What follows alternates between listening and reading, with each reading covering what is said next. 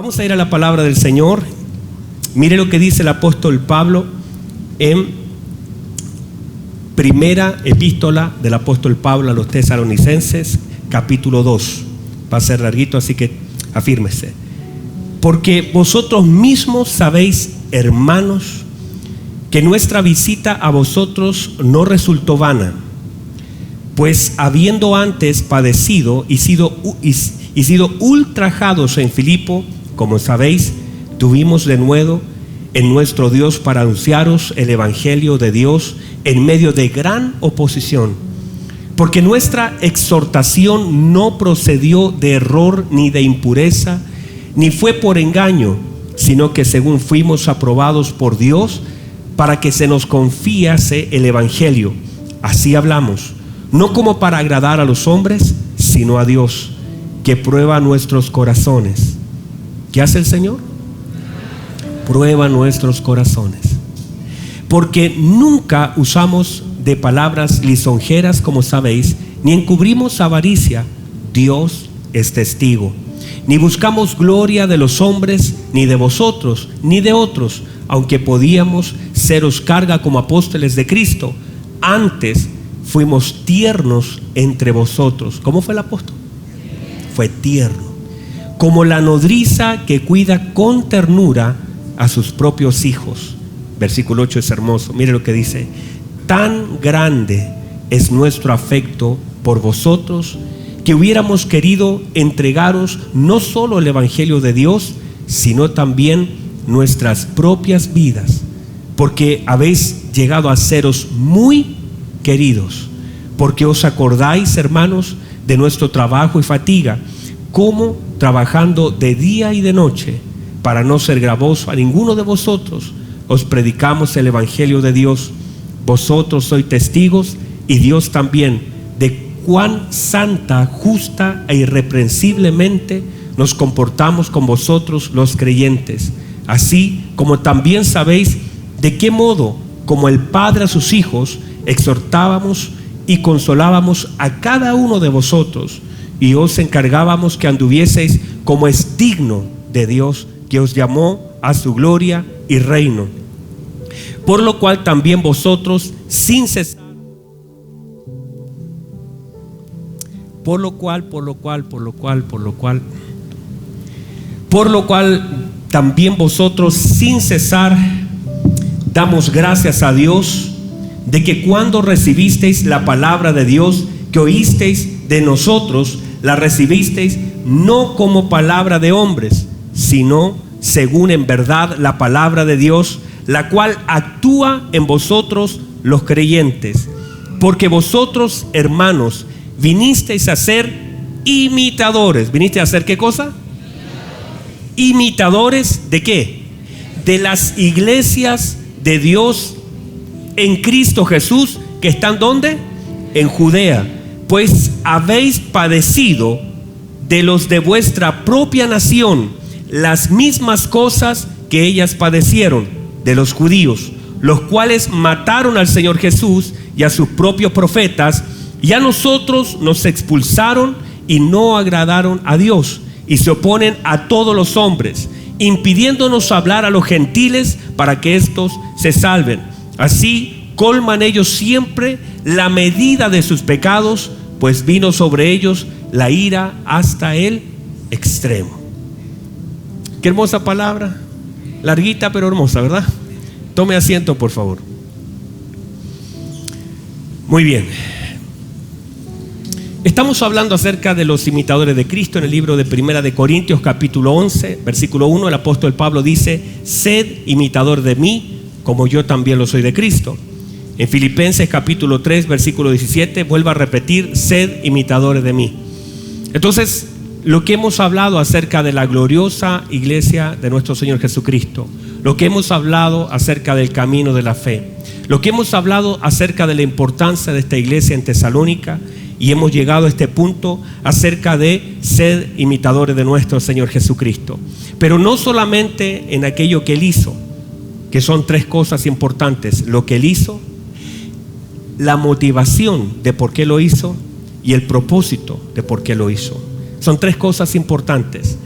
uno entonces va a pensar sobre estos asuntos, en qué hizo el Señor, por qué lo hizo y para qué lo hizo. Y uno siempre, estas tres cosas deben estar guardadas en nuestro corazón: qué hizo el Señor, por qué lo hizo y para qué lo hizo. Y cuando estas cosas están claras en nuestro corazón, entonces ahora debemos examinar nosotros qué hacemos, por qué lo hacemos y para qué lo hacemos.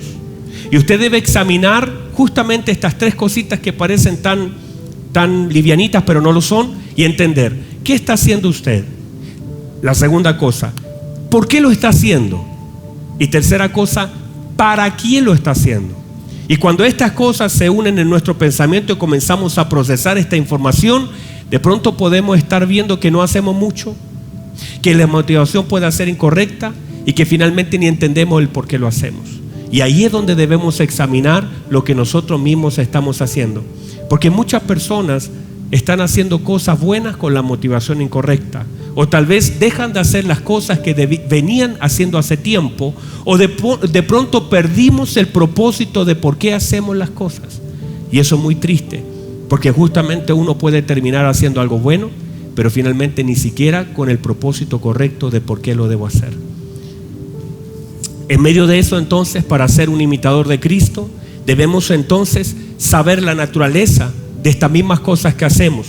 Y de hecho nosotros tenemos por una nueva naturaleza impartida a través de la obra del Espíritu Santo en la vida de nosotros, tenemos la naturaleza de Cristo. Santo Dios, tenemos la naturaleza de Cristo. Y eso es Gálatas capítulo 3, versículo 27, 28, 29, que son versículos muy hermosos, pero déjeme decir esto. Dice esto en la Escritura: porque todos los que han sido bautizados en Cristo, de Cristo están revestidos. Todos los que hemos sido bautizados en Cristo. Note que no dice todos los que han sido bautizados en agua, sino que dice todos los que han sido bautizados, ¿dónde? En Cristo. De Cristo estamos revestidos. O sea, Cristo por todo lugar. Cristo en nuestra vida, Cristo en nuestras conversaciones, Cristo en nuestros pensamientos, Cristo en nuestra intención, Cristo en nuestras decisiones. Estamos revestidos de Cristo. Hemos sido bautizados en Él fuimos bautizados y de Él estamos revestidos. Ahora, cuando entendemos esto, debemos entender como hijos del Señor que así como nuestro Señor Jesucristo fue enviado a la tierra con un propósito, nuestro Señor Jesucristo fue enviado con un propósito, así también como usted fue enviado por un propósito. O sea, usted no está acá por error de su papá, porque no, usted está aquí por un propósito eterno de Dios. ¿Y por qué? Estamos aquí para, como nuestro Señor, el propósito de nuestro Señor Jesucristo fue manifestar el amor del Padre a través de su vida, a través de su muerte y de su resurrección. Así también nosotros, si estamos revestidos de Cristo, estamos puestos en esta tierra y fuimos llamados, número uno, para entender la importancia de su amor, para entender que debemos manifestar el amor de Cristo y el amor del Padre en la vida de otros. Pero ponga atención a esto. Diga conmigo: el amor del Padre. Es tan importante comprender esto, pero es muy importante conocer, entender, disfrutarlo, agradecerlo y manifestarlo.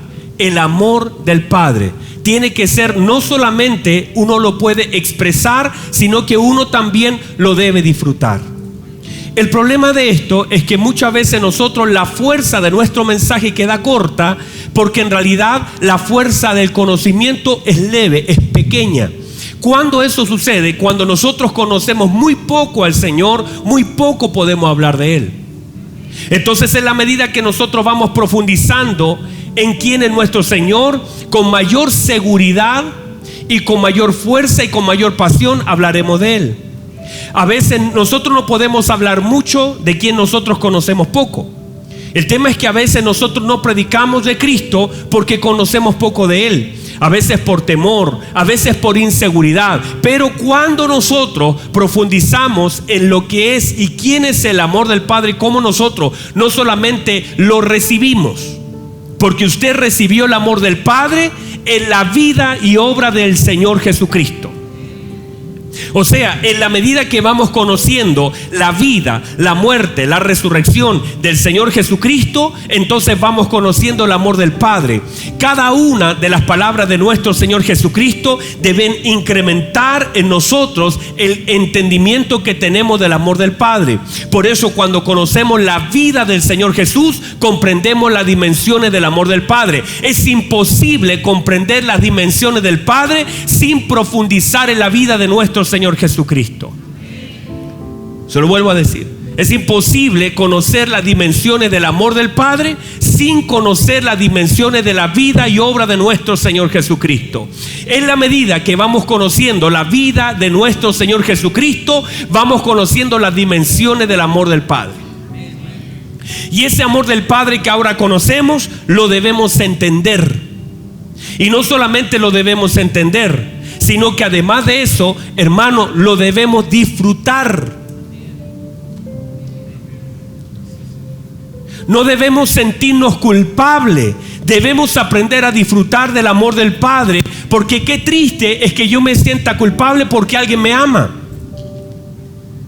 O sea, el hecho es que yo me siento tan agradecido.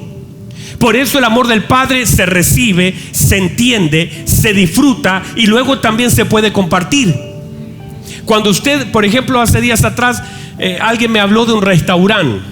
No voy a decir quién porque está tocando la guitarra ya.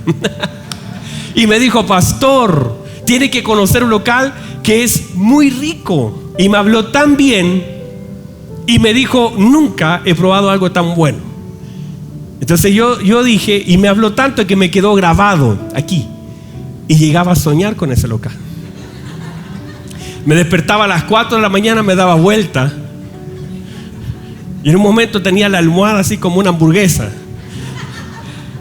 ¿Y por qué? Porque él lo conoció, porque él lo disfrutó. Y eso le quedó marcado, y ahora él, conociéndolo, disfrutándolo, también lo quiere compartir. ¿Para qué? Para que otras personas que él ama también disfruten y conozcan lo que él conoció. Entonces, ¿qué hice yo? Le dije: amor, me hablaron de un local que es muy bueno. Yo no lo conozco, pero me hablaron tan bien que creo que debemos ir a... Eso es una señal de Dios. Así que, ¿qué hice yo? Me fui al local y pude comprender y pude disfrutar. La única forma de llegar a ese punto es que alguien me pudiera a mí hablar de él. No tenía forma de llegar, no tenía manera de conocerlo, a menos que alguien me hablara de él. Y me hablara con pasión, me hablara con conocimiento, me hablara diciendo: disfruté lo que comí.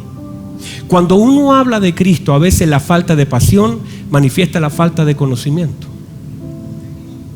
Y muchas veces el problema de cuando somos aguados para hablar de Cristo es que en realidad no lo conocemos profundamente. Porque toda persona que conoce mucho de Cristo, mucho habla de Él. Pero cuando lo conocemos poco, en realidad podemos ver a alguien muriendo, podemos ver a alguien necesitado, podemos ver a alguien extraviado, y en realidad tenemos tan poco para decir, porque hay tan poca profundidad en el conocimiento y hemos disfrutado tan poco del amor del Padre, y se nos hace tan lejano todas las cosas que dejamos de hablarle a otro lo que el Señor ha hecho en nuestra vida. Pero cuando usted y yo conocemos del amor del Padre y disfrutamos del amor del Padre y somos consolados en el amor del Padre, y nosotros mismos nos ha hecho tanto bien el amor del Padre.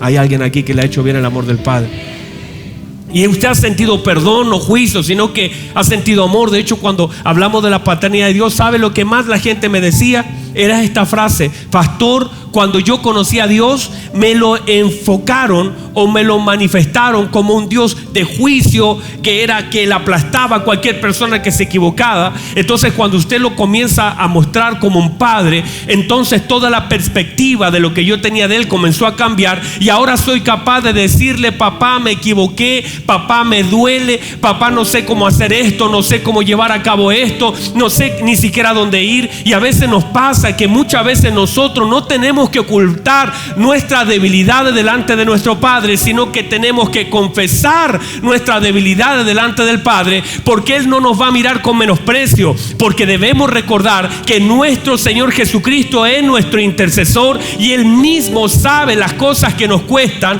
No podemos ocultarle a Él las cosas que Él sabe que nos cuesta a nosotros, sino que nuestra confianza también es la manifestación de nuestras debilidades. Cuando decimos que confiamos en Él, es porque confiamos en Él y podemos decirle: me cuesta, no sé qué hacer, no sé dónde ir. Y Él, que es misericordioso, que es nuestro Padre, que nos ama con todo su corazón, que sabe que estamos siendo moldeados a la imagen de su Hijo Jesucristo, nos ayudará. Y la Biblia dice que Él atiende al humilde, que Él recibe a aquel que con humildad se acerca a Él. Y cuando somos humildes de corazón para expresarle nuestras debilidades, Él nos atiende, Él nos ayuda, Él nos levanta, Él nos consuela, Él nos fortalece, Él nos ayuda en nuestras debilidades, porque es nuestro Padre, es nuestro Padre. ¿Usted cree que yo no conozco a mi hijo? Sí lo conozco, y también sé lo que le cuesta, y sé las cosas con las que lucha, y conozco también sus virtudes, pero gran parte de sus debilidades también las conozco. Ahora, si Él me las oculta, si Él las trata de maquillar, o incluso me trata de engañar, para mí sería muy triste, porque yo lo conozco. Pero si de pronto Él dice: papá, la verdad, me cuesta mucho estudiar, no sé cómo hacerlo, no sé cómo empezar, no sé si me puede volver a enseñar esto, y Él con un corazón humilde me confiesa sus debilidades, entonces yo, a pesar del cansancio que tenga. ¿Cuántas veces ha llegado nuestro hijo en la noche? Bueno, esta noche se ha pasado, toda la noche ha llegado. ¿Y cómo llega? Se levanta Daniel y nos dice: papá, ¿qué? David está llorando en la pieza, dice que se siente solo. Y Daniel viene y yo le digo: bueno, traiga a su hijo, o sea, traiga a su hermano. No tiene hijo por si acaso mi hijo. Traiga a su hermano.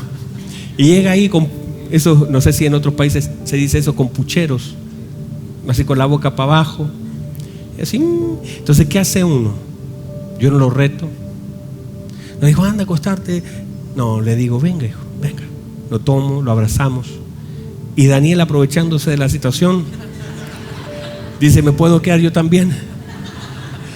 Y digo: claro, hijo, ya, están los dos. Así que las últimas 6, 7 noches hemos amanecido con los dos ahí en la camita. Pero cuando llega mi hijo, uno intercediendo por el otro llegando con lágrimas en sus ojos, por lo que sea, uno lo va a atender, uno lo va a recibir, uno lo va a ayudar. Por eso la Biblia dice que si nosotros, siendo malos, sabemos dar buenas cosas a nuestros hijos, abrazarlos cuando se sienten solos, ayudarlos cuando se sienten débiles, dice: cuánto más nuestro Padre que está en los cielos, que es bueno. Por eso usted, mi amado hermano, no tiene que ocultar sus debilidades, no puede engañar a Dios, no puede tratar de maquillar aquellas cosas que están mal. Usted, con toda libertad, acérquese confiadamente al trono de su gracia. Dígale: Señor, a mí me cuesta, pero no, eso no es para justificar lo malo que hago, sino para pedir ayuda para hacerlo bien como Dios espera que nosotros lo hagamos. Entonces, pero usted con libertad acérquese: Señor, esto me cuesta, esto me duele, esto a mí me duele. Usted no puede llegar así como llegar a la oración, decir: bueno, Señor, bendigo a mis enemigos, los amo con todo mi corazón. Y el Señor dice: eso no es así, yo sé cómo te cuesta eso, quisieras agarrarlo del cuello. Usted puede decirle al Señor: Señor, a mí me cuesta esta área, pero usted me puede ayudar. Aquel hombre que tenía a su hijo endemoniado, que fue a pedirle ayuda a los discípulos, de pronto el Señor le dice: ¿crees que lo podemos hacer? Y él dice: sí creo. La verdad, Señor, mejor le digo la verdad, ayude mi incredulidad. Estoy tratando de creer, pero me cuesta creer. pero fue sincero con el Señor.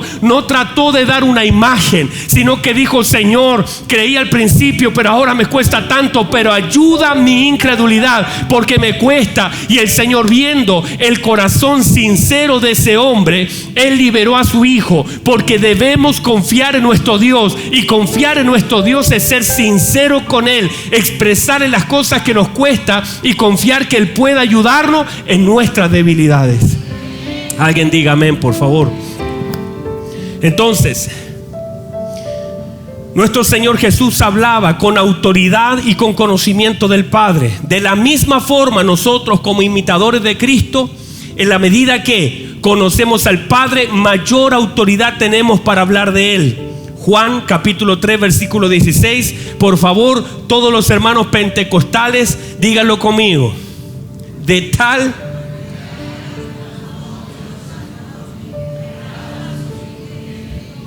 pocos pentecostales aquí. Bueno, algo así era, ¿verdad? Porque de tal manera, lo decíamos en la calle, ¿verdad?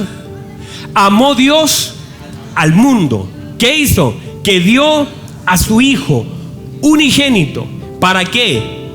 Todo aquel que en Él crea no se pierda, mas tenga vida eterna. Ahora, lo que está diciendo el Señor, está diciendo bajo el entendimiento esto. Está diciendo lo que Él vino a hacer, lo que el Padre había hecho y lo que Él podía hacer de alguna forma con lo que el Padre le había otorgado. O sea, Él vino al mundo por causa del amor del Padre. Y entonces entender que el amor del Padre se manifiesta el amor que nosotros también tenemos hacia el mundo. No podemos hablar apasionadamente de Cristo sin conocer a Cristo profundamente. Mire lo que dice Mateo capítulo 11 versículo 27. Todas las cosas me han sido entregadas por mi Padre. ¿Cuántas cosas? Todas las cosas me han sido entregadas ¿por quién? Por mi Padre. Y dice: y nadie conoce al Hijo sino el Padre, y nadie conoce al Padre sino el Hijo, y a quien el Hijo lo quiera revelar. O sea, lo que el Señor está diciendo: sé lo que tengo, sé lo que soy y sé lo que puedo hacer. El Padre, ¿cierto?, me entregó. ¿Cuánto me entregó el Padre? Todo.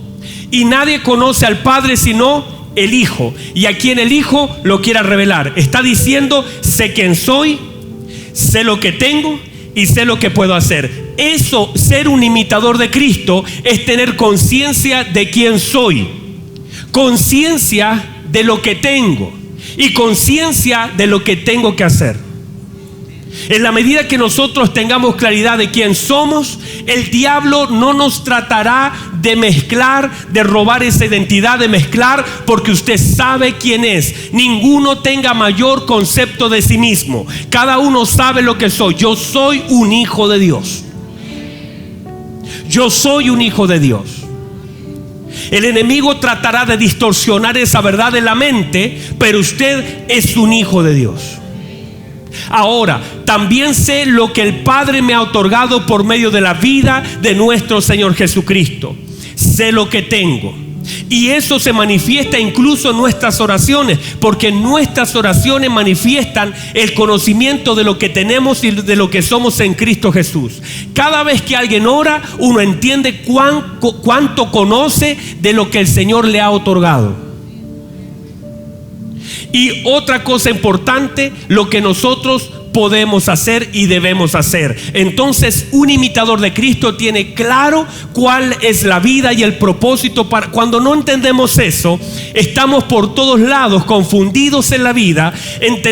Decimos: yo no sé ni para dónde voy, no sé lo que tengo que hacer. La gente golpea la puerta de una oficina diciendo: pastor, ¿cuál es el propósito de mi vida? Se siente medio sin saber para dónde ir ni qué hacer, o está confundido en las tareas que le toca asumir. Usted es un hijo hijo de Dios. No importa dónde esté, no importa lo que tenga, no importa lo que viva, no importa en el lugar que la gente le deje. Usted es un hijo de Dios, con dinero o sin dinero. Usted es un hijo de Dios, enfermo o sano. Usted es un hijo de Dios cuando está acompañado o cuando está solo. Usted es un hijo de Dios cuando la puerta está abierta y cuando la puerta está cerrada. Usted es un hijo de Dios cuando la gente lo ama o cuando la gente lo menosprecia. Usted es un hijo de Dios, y eso no lo cambia la gente, eso no lo cambia el dinero, y eso no lo cambia la enfermedad. Usted es un hijo de Dios, y aprenda a vivir en esa verdad, y a vivir y a pensar y a hablar como un hijo de Dios.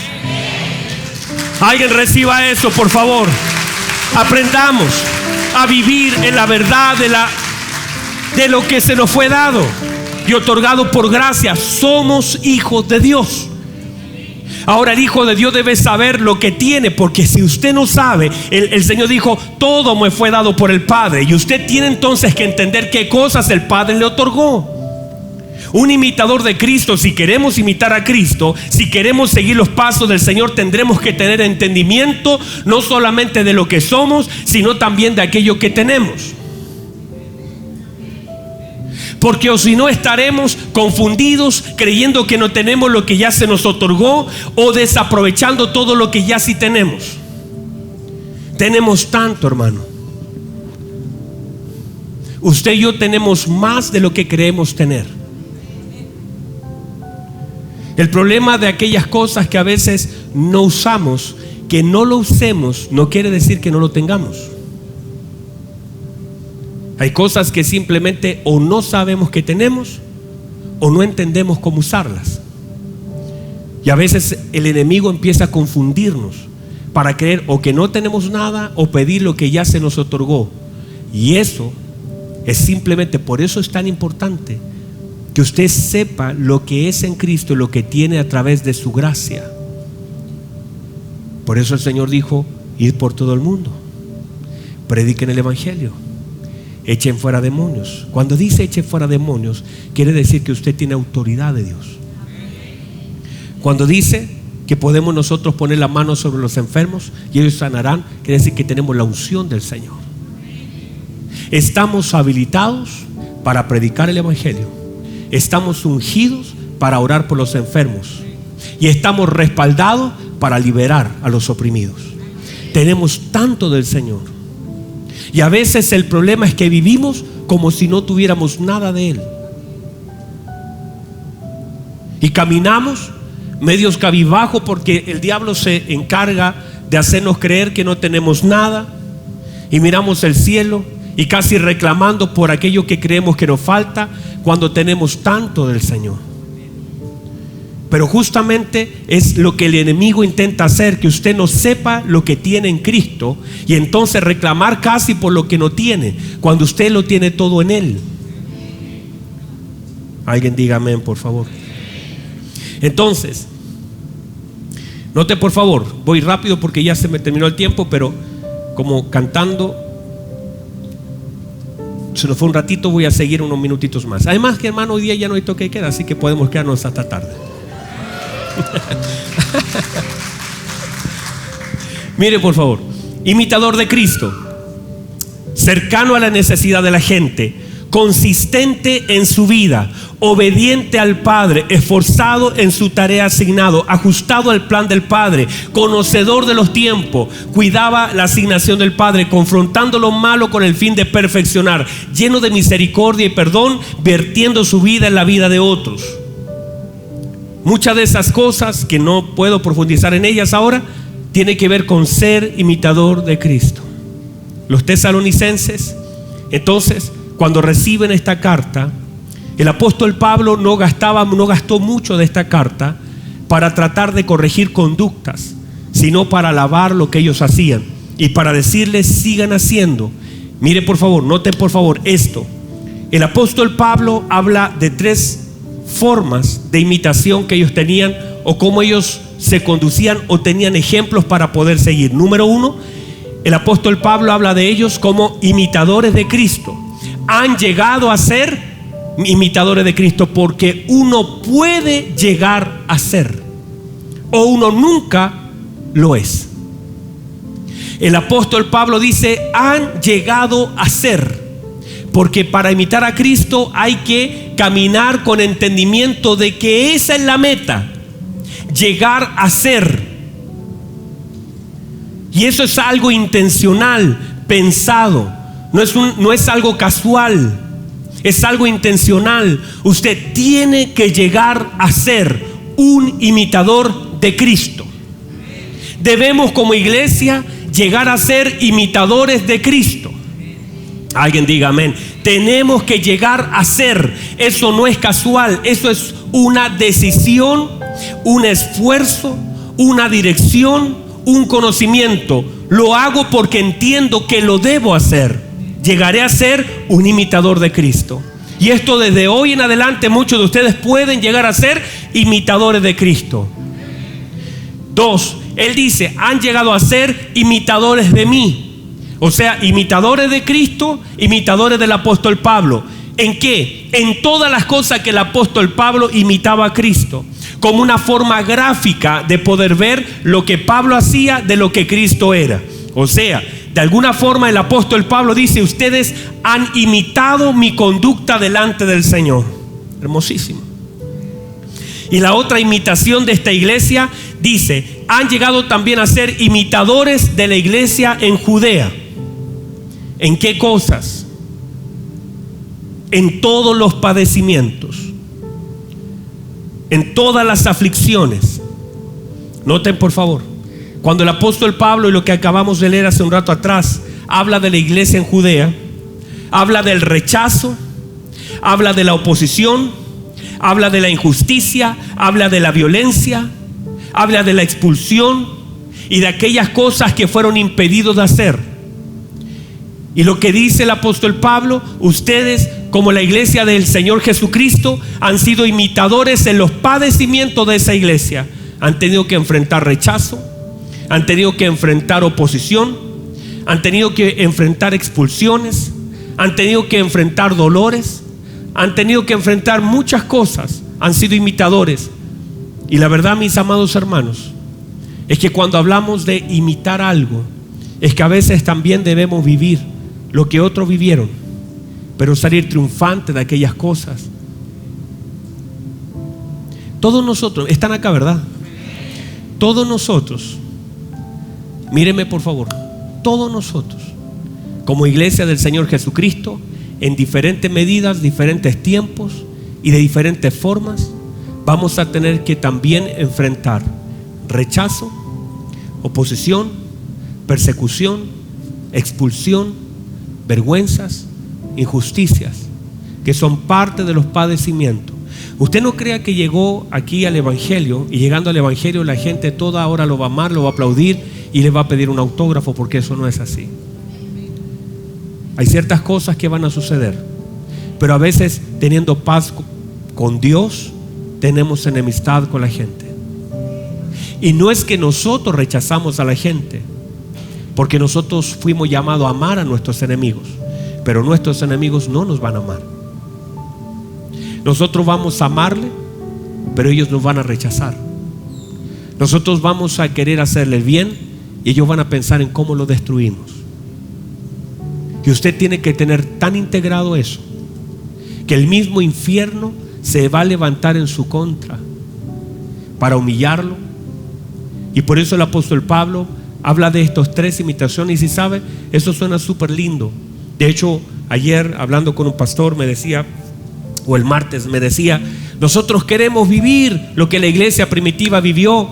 Y yo le dije: entonces debemos hacer lo que la iglesia primitiva hizo. Y a veces queremos vivir lo que ellos vivieron sin entender lo que ellos realmente vivieron.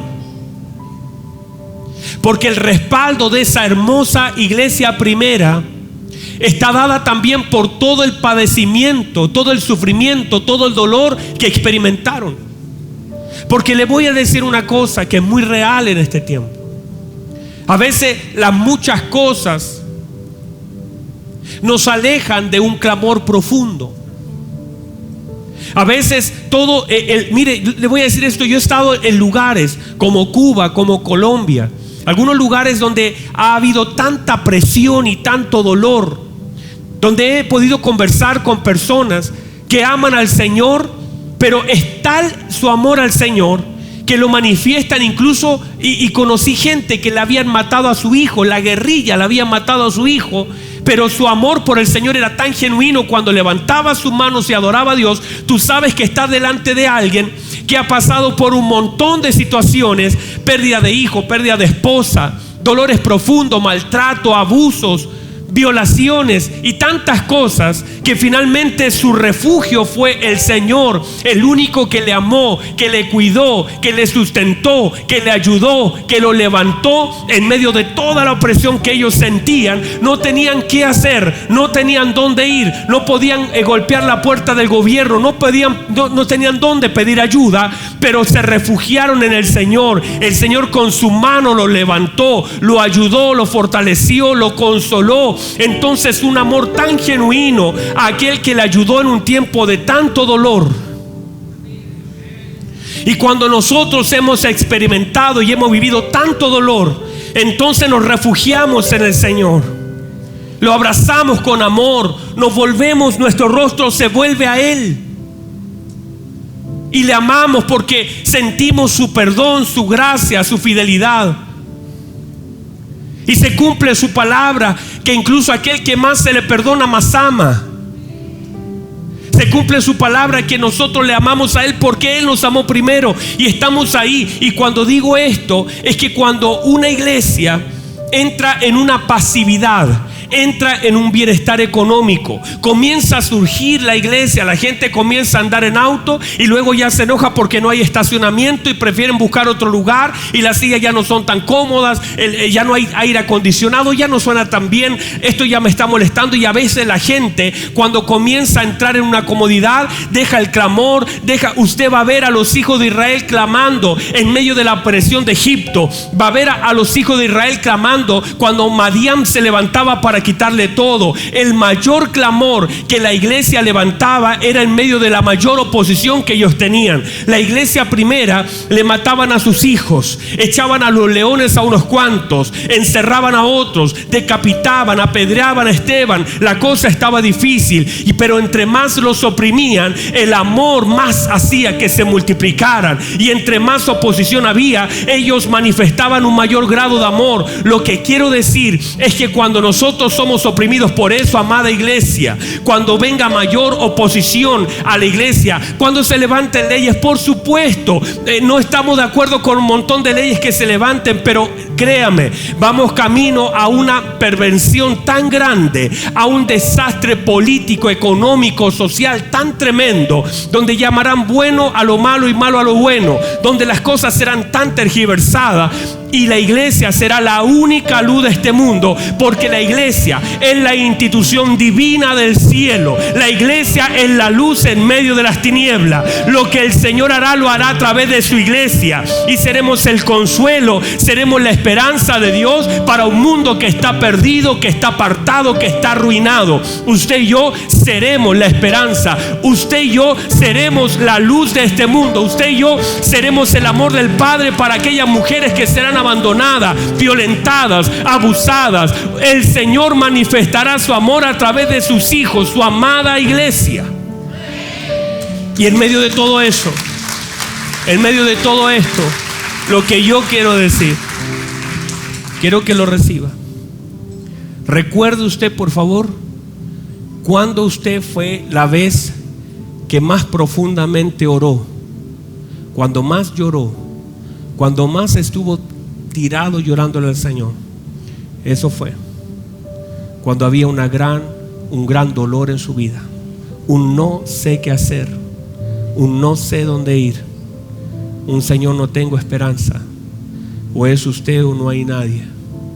Cuando no sabía qué hacer el día de mañana, yo me fui a orar varias veces a la pieza que teníamos arriba en mi casa, y fui a llorar al Señor para decirle: Señor, no sé qué hacer mañana, no sé cómo resolver este asunto mañana. Y lloré muchas veces en la presencia de Dios, y entre más aflicción había, mayor clamor salía de mi corazón. Eso es para allá donde vamos.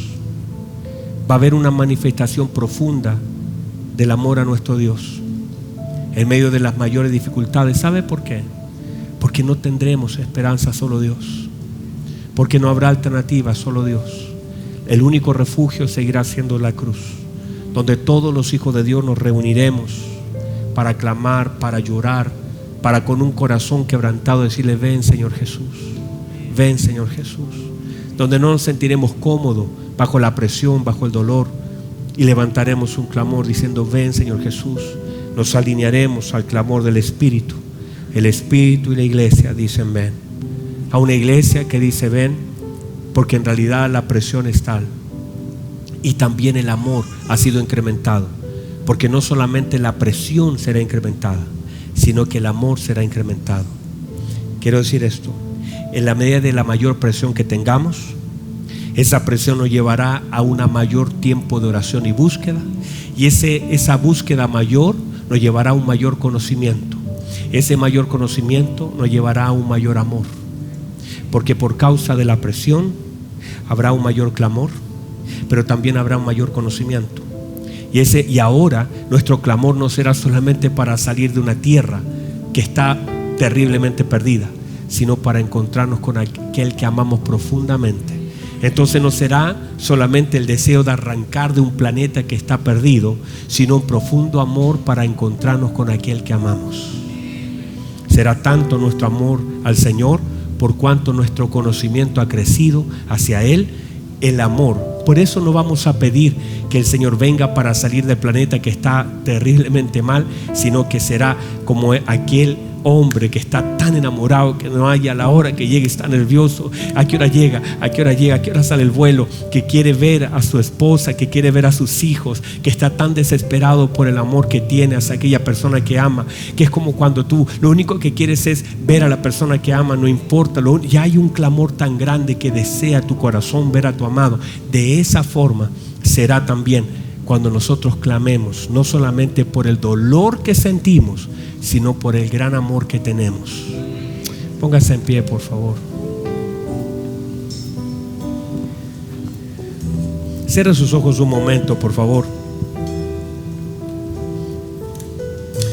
Cierre sus ojos un momento, por favor. Imitadores de Cristo, conocerlo con profundidad, admirarlo supremamente, seguirlo con lealtad, imitarlo con fidelidad. Cierre sus ojos, por favor. Los incrementos del amor a nuestro Señor serán tan grandes. Nuestra adoración será completamente diferente. Usted va a ver a Pablo y Silas golpeados en una cárcel, con sus espaldas rotas, injustamente puestos en una cárcel. Ellos no estaban pidiendo salir de donde estaban, sino que aprendieron a adorar a Dios en el lugar donde estaban. No estaban llorando para salir, ni llorando por el reclamo de lo que había sucedido, sino adorando a Dios por el amor que sentían por Él. Porque ni la cárcel, ni los látigos, ni la injusticia podían apagar el fuego que había en su corazón profundo de amor a su Señor. Eso es lo que vamos, para allá vamos, amada iglesia, para que usted en lo que tenga que vivir adore al Señor. En lo que ha sucedido, adora al Señor. En lo que le han hecho, usted adora al Señor. No va a haber tanta gratitud al Señor, tanto amor al Señor, que en medio de las cosas que está viviendo, que está sufriendo, que está sintiendo, ni los látigos, ni la cárcel, ni la injusticia, ni el rechazo, ni la frustración, ni las cosas que le falten, ni las cosas que la gente hagan van a detener su adoración a Dios. Será una adoración genuina, real.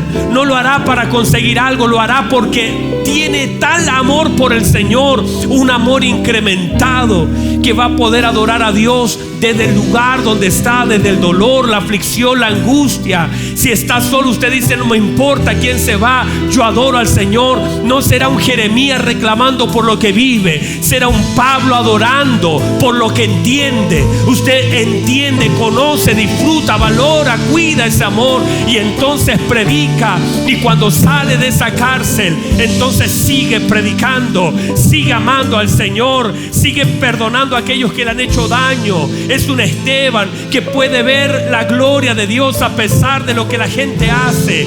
Usted puede amar, puede perdonar. El corazón suyo está lleno del amor de Cristo para expresar ese amor de Cristo a otros que lo necesitan. Conozca a su Señor, adore a su Señor, ame a su Señor, adore a su Señor con todo su corazón. Y que no solamente sea el dolor quien le lleve al clamor, sino que sea la gratitud, el entendimiento que le lleve a adorar al Señor, porque Él se merece nuestra adoración.